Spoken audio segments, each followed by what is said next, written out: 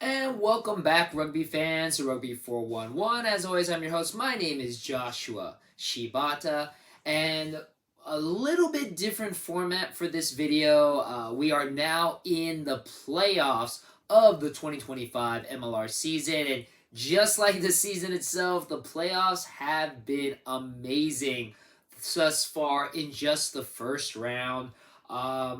Some interesting results, I'll admit. I was being very optimistic on certain teams' chances and possibly seeing some upsets of number one seeds.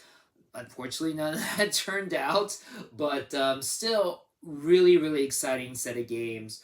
Leaving us to a very exciting Eastern and Western Conference, which I will be previewing after the review of our first round playoff games, and of course, setting up to the big championship game in Rhode Island.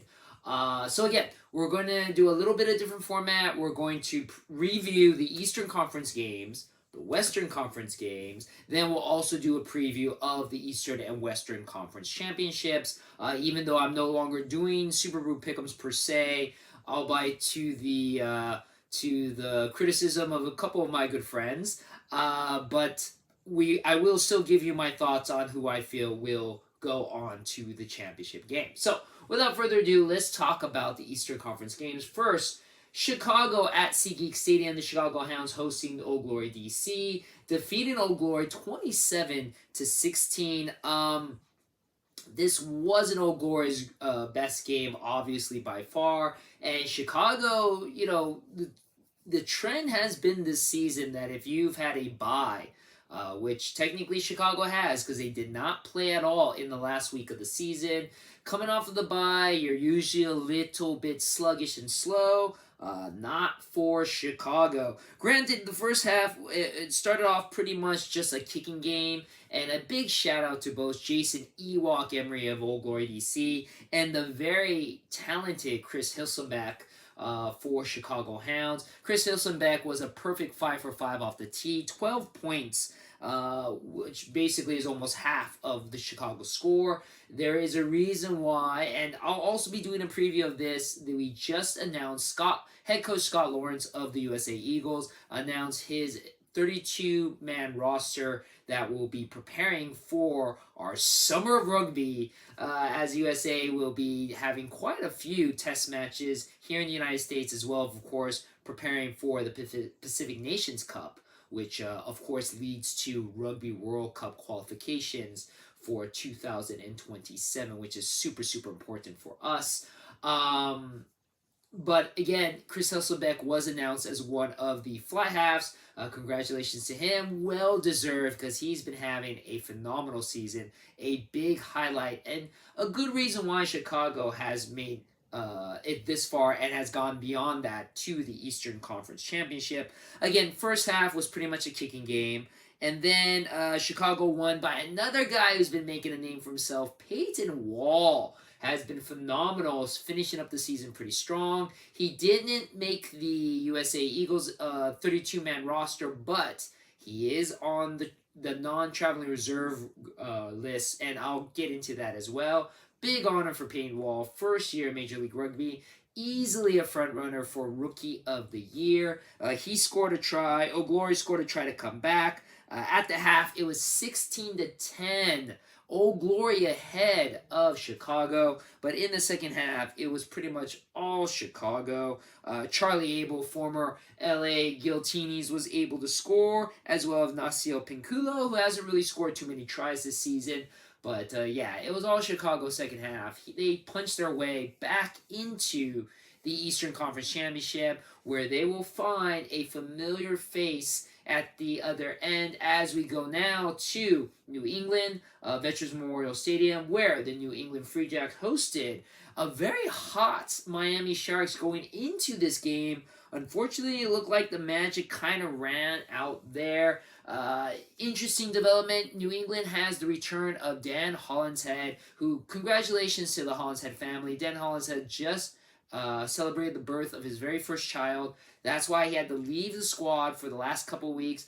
Able to come back. That's really huge, knowing that a guy like Dan Hollinshead is sacrificing the time to be with his newly born child in doing something which, is important, but man, it's a lot of sacrifice for a rugby player. So big commendations for Dan Hollenhead, and he did amazing in this game. 32 to 10.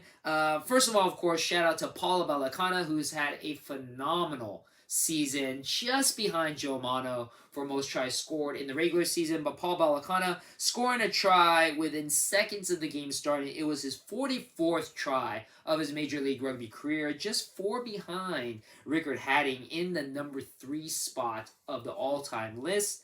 Even though there was a penalty kick for Miami, New England continued to keep scoring. There was a maul-in score and more penalties on Miami's half in the second half. New England, it was pretty much all New England. There was a yellow card to New England for a dangerous high tackle, and even though Miami was able to score to kind of get in within range, New England was able to put on the pressure in the second half. There was 2 penalty kicks from Dan Hollenhead, a drop kick goal as well that kept the game well away from Miami. And again, it was pretty much all New England in this game.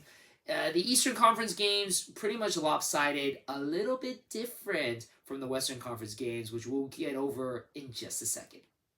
Now, on the Western Conference side, again, 2 very, very close competitive games. First, we go to Zion Stadium, where Utah narrowly got by the two-time MLR champions, the Seattle Seawolves. I'll be honest, I really thought Seattle would take away the win. Again, they kept Utah on their toes. Utah, though, started off really hot. A couple of tries by Jordan Traynor, who another guy who's had a phenomenal season for the Utah Warriors. Granted, the second try, a little questionable. Thought maybe it came off of the hand of a Utah player, but it was allowed to go. Utah was up 17-0 in the 35-minute mark. In the second half, Traynor, though, after starting off really hot with a couple of tries, gets a yellow card as well as a penalty try to Seattle, and that's where momentum started to shift a little bit for Seattle. Unfortunately for Seattle, Utah's defense really paid off in this game. And of course, we also had the return of D'Angelo Luila, who, man, he made a penalty kick nearly at the 50-meter mark. D'Angelo Luila, another player who has been phenomenal. First year here in Major League Rugby, a big reason. Next to Jordan Traynor, and next to Joe Mano, next to Joel Hodgson. But man, D'Angelo Luila really has been a clutch player for Utah. That kick really kind of separated Utah, kept Utah ahead of Seattle by 9 points. And even though Inu Fudi, who I haven't been mentioning him at all in this, another guy who just was announced to be part of the 32-man roster for head coach Scott Lawrence's USA Eagles team. Inu Fudi got a brace in this game for Seattle, but wasn't enough to catch up to Utah. Down 23-21. Utah narrowly gets away, but still a very strong performance from a team like Seattle that really, really wanted to win this. And then we move to Houston. Rainy, electric thunderstorm Houston. A game that technically should have started on Sunday, but ended up getting pushed back to Monday. Looked like maybe it might have got even pushed back further to Tuesday. In the end, even though the field, granted, didn't look as bad as it could have, but it was very muddy, very slick. You saw both sides players were just falling down all over the place. Houston was able to hold on to beat LA, who was surging back. Just did not have enough time to win, 27-21. In this game, LA's lineouts were the biggest issue. They had 2 or 3 really crucial lineouts at the very beginning that allowed Houston to pretty much walk in with 2 really, really quick tries. Fortunately, Tim Anstey, who's been having a great season for RFCLA, was able to get a try in. And then there was a beautiful kick pass from Gonzalo Butrano, right to Reese Lightning McDonald. It was beautiful. Probably the try of the playoffs to keep LA in the game. But unfortunately, Houston just was on fire. Max Schumacher got a score. Pita Ainu Sue got 2 tries in this game. So LA, even though LA was up 14-12 at the half, Houston was just too strong in the second half. LA did try to come back with a try by Ben Houston. Houston got 2 yellow cards at the very last moment, but just wasn't enough for LA to overcome, and LA falling just short of Houston 27-21. As an LA player, it was a phenomenal season, heartbreaker of a loss. Don't know if playing on Sunday would have made much of a difference, but a good win by Houston. And Houston now getting a chance to go into a championship game against Utah. Both teams haven't won the Western Conference ever before, so it will be interesting to see who takes the Western Conference Championship. All right, and like I said, a little bit different format. We are actually going to be previewing right now in this video both the Eastern and Western Conference Championships. Again, exciting matchups here. A little bit of the old with a little bit of the new. Both of these games you can watch on ESPN2 this time, not Plus, to see both of these games. Both of these games are on Saturday, June 21st, which just happens to be my birthday. 10 a.m. Pacific Standard Time kickoff is the first one. Eastern Conference, it is a rematch of last year's Eastern Conference Championship. Chicago Hounds taking on the New England Free Jacks in New England. This rivalry has really been heating up. New England is ahead of Chicago 4-2 in this year. Both of these games were won by the home team, so both teams have split these games. New England won 27-17 in New England. Chicago won in Chicago 36-7. So that does bode in favor of New England. And again, this is a rematch of last year's Eastern Conference Championship, where New England, it was a struggle, but were able to beat Chicago 23-17. New England, of course, has been here before. They are the reigning, defending two-time MLR champions. Chicago hoping to maybe get over the hump here and make it to their very first MLR championship game. Man, you know, New England for a while was looking kind of susceptible to falling, and Chicago looked pretty good against Old Glory, but man, New England looked really good against Miami. I think having Dan Hollinshead come back, a rejuvenated Dan Hollinshead, really makes a difference. Again, home pitch advantage also makes a difference too.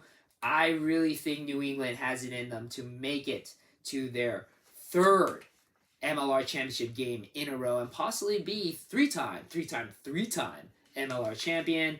On the other side, 6 p.m. Pacific Standard Time now for the Western Conference Championship game. Houston SaberCats taking on the Utah Warriors. First time matchup in the playoffs. This is the first time that Houston has been in the Western Conference Finals since 2022 when they lost to Seattle. And this is the first time that Utah has been in the Western Conference Championship since 2021 when they lost to the LA Guiltinis, which I was at that game. It was a very, very close loss to LA. In this rivalry, also similar, very close with New England and Chicago, Houston is up on Utah 6-4. During this season, Houston won both of the games that they played against Utah, and pretty lopsided victories, 40-19 and 37-17. The 37-17 win was with Utah at home. So, you know, Houston looked really good against Seattle. Houston looked really good against LA. Granted, Utah looked really, really good against Seattle. I mean, this one's going to be a toss-up. Now, I don't know if David Kutsia is going to come back for Houston. There has been no confirmation that he's out for the season. If David Kutsia can come back for this game, I think that might make a huge difference.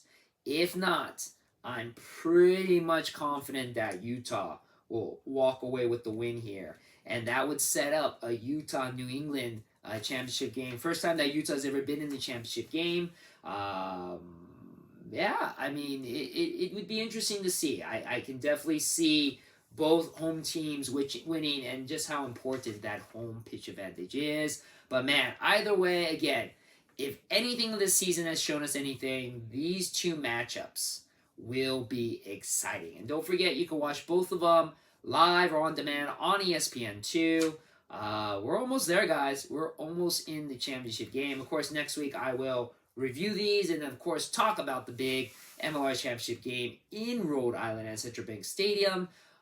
Until then, make sure you catch the games, and I'll see you guys on the pitch.